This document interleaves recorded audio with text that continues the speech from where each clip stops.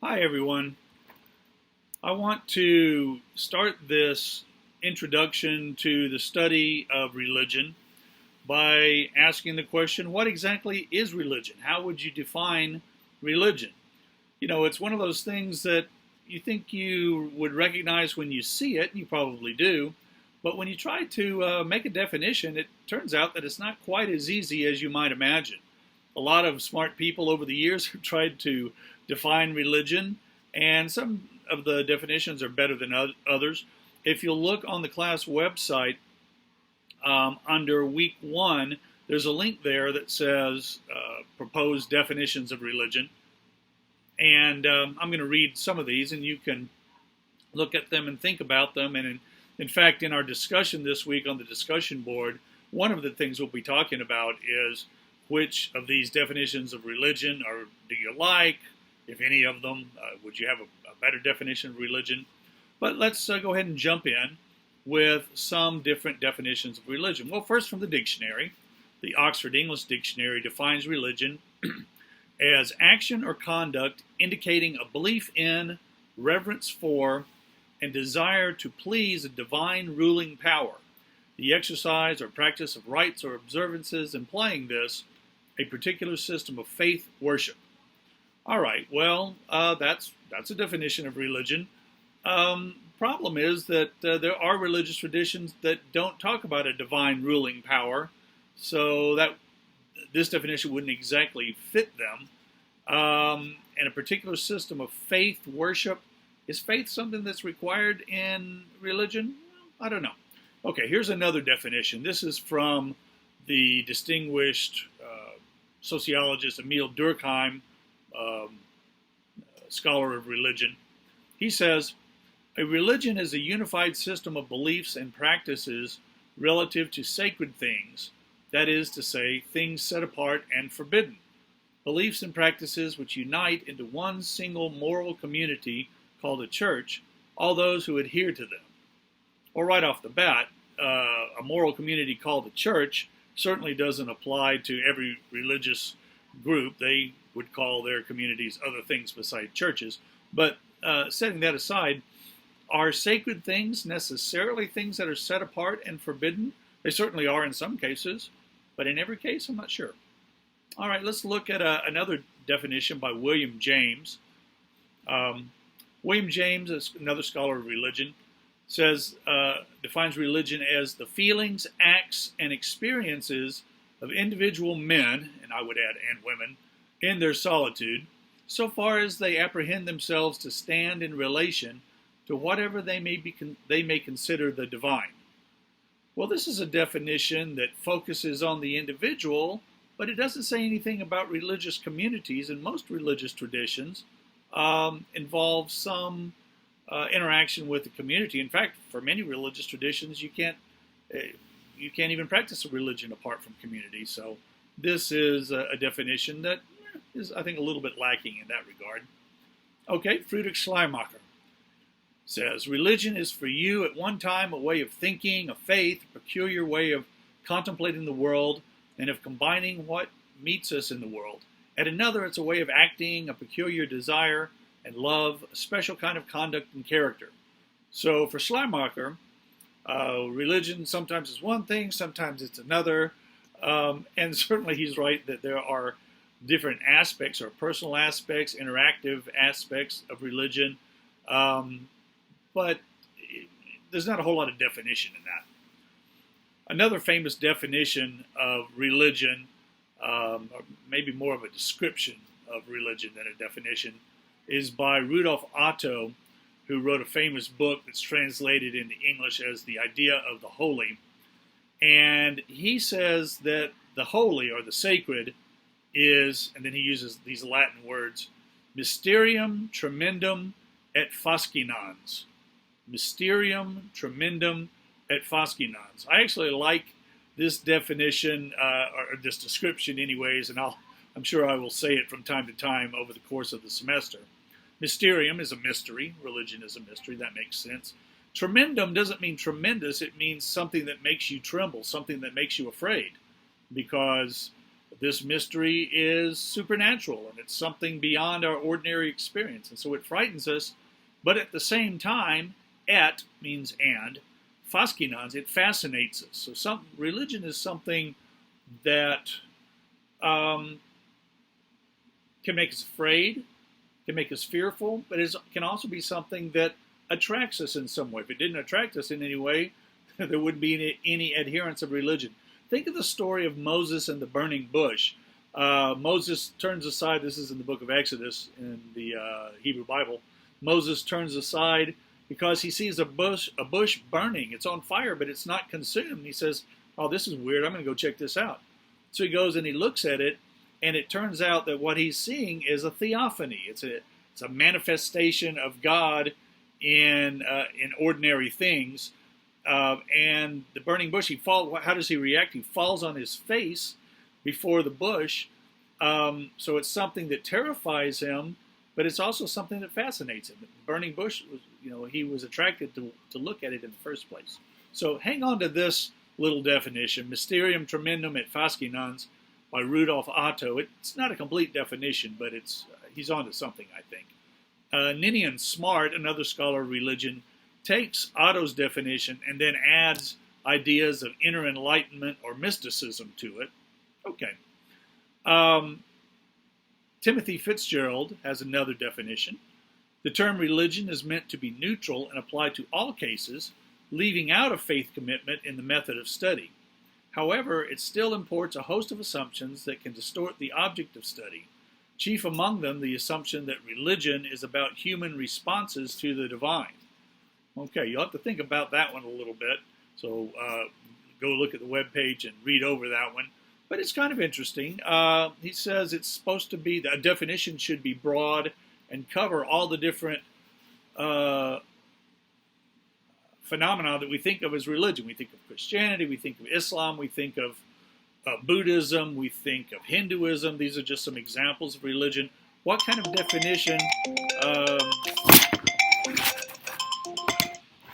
definition would include all of those things? Okay.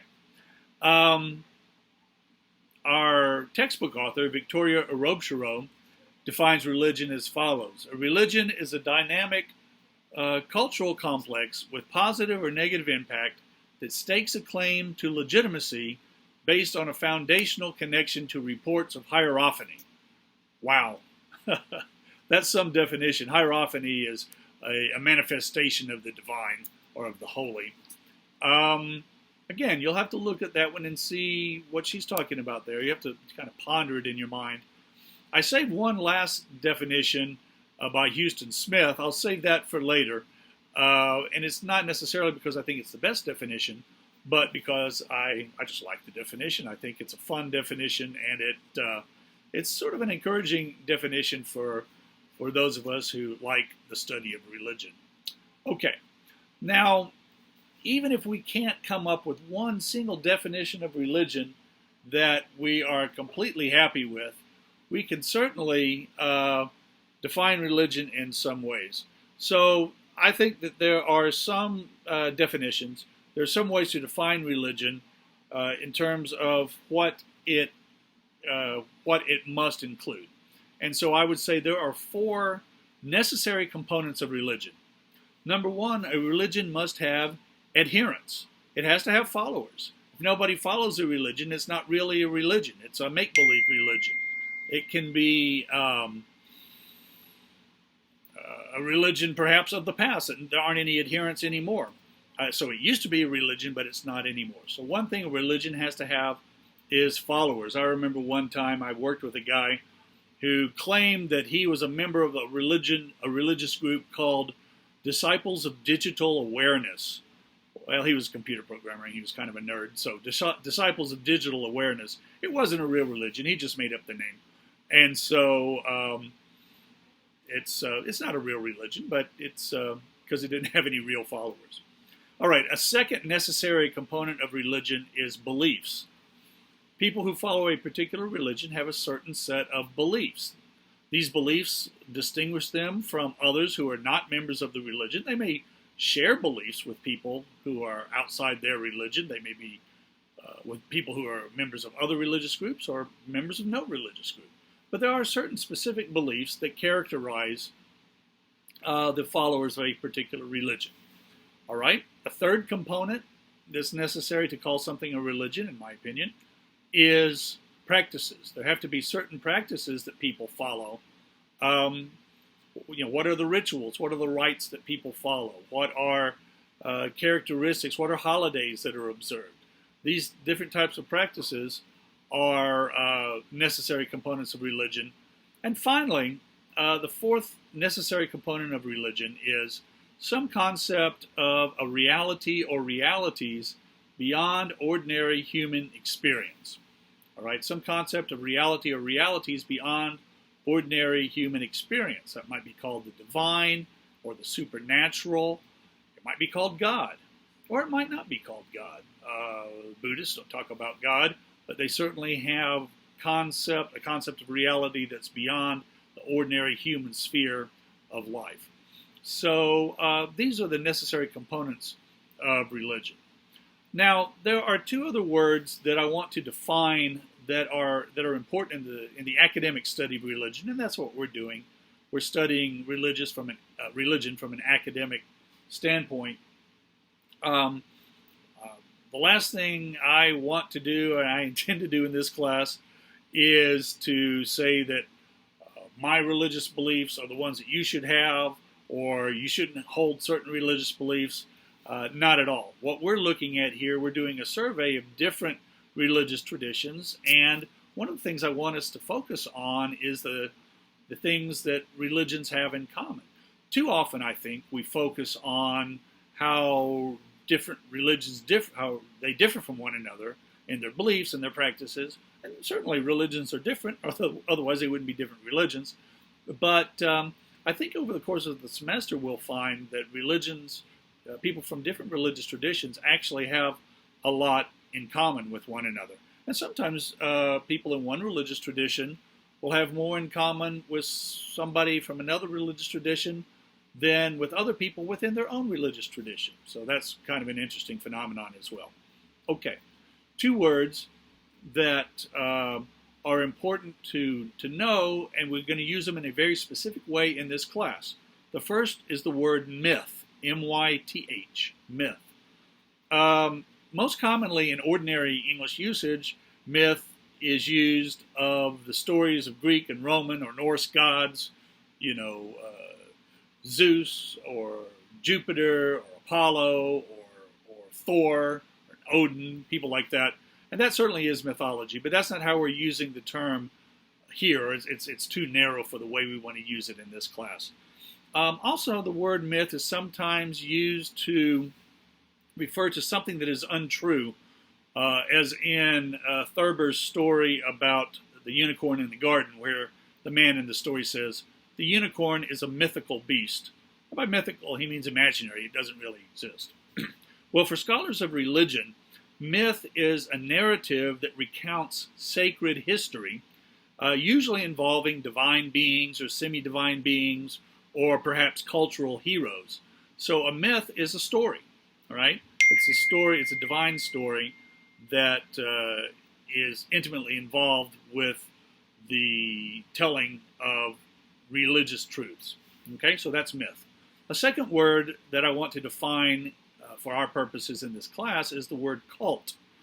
Now, usually the word cult, as we use it in English, typically, it's a derogatory word that refers to minority religious traditions. For example, many years ago, 20 years ago or so, or was it more than that now, in Waco, when the Branch Davidians were there with David Koresh, and the whole compound got burned down when the FBI was there. The whole thing was a big mess. A bunch of people died, and people said of that group, well, they were a cult.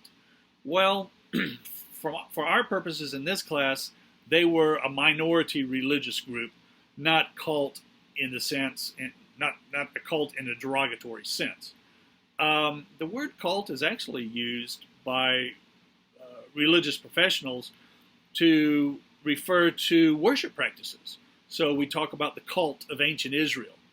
It doesn't mean that ancient Israel was some kind of weird belief system. Rather, it means that they worshipped in particular ways. They offered sacrifices, they worshipped in the temple, they did various things. Or in modern times, you might talk about the Hindu cult of Ganesha.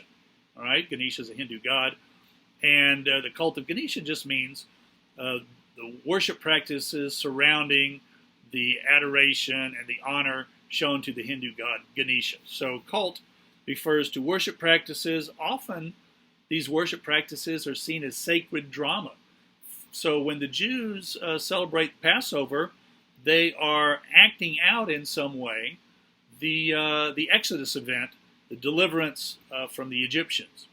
Or when Christians celebrate the Eucharist, the Lord's Supper, communion, they eat bread and they drink wine. This is an acting out of an event in Christian history, that is the death of Christ. All right? So the death of Jesus is celebrated by reenacting it in some way through this Eucharistic meal. Okay, so that's what a cult is. Okay.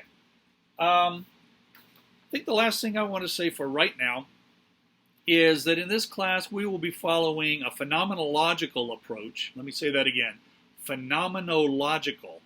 That means that we are looking at religious traditions in terms of the phenomena, how they manifest themselves, the way, what people believe, what they do.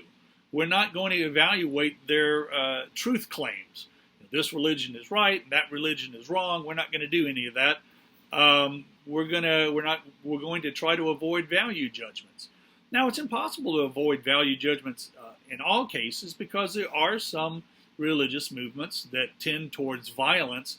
And if you're interested in the study of that, I recommend a book to you called When Religion Becomes Evil by Charles Kimball.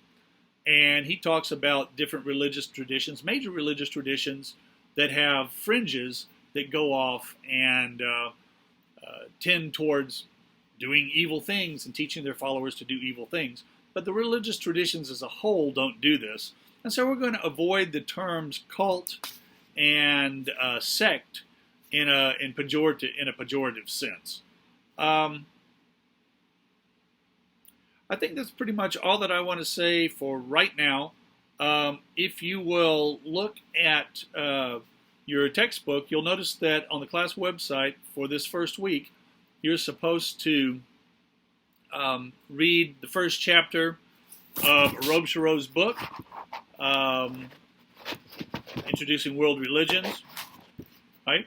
So read chapter 1 of that book this week. I have some other readings there for you. I have the definitions of religion there on the class website under week 1 as well. Oh, and let me also remind you of one more thing. On the class website, near the very top, make sure that you print out, or at least have on your screen, the class notes for Unit 1, because things that I talk about in these videos for the first 5 weeks will be here under class notes for Unit 1, and then the next 5 weeks will be class notes for Unit 2.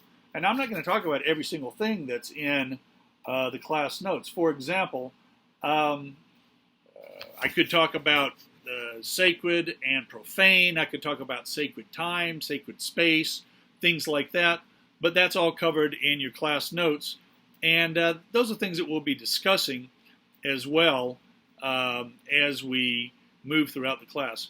One last thing I want to mention to you that I didn't mention in the other introductory material, I've created a number of quizzes for Unit 1.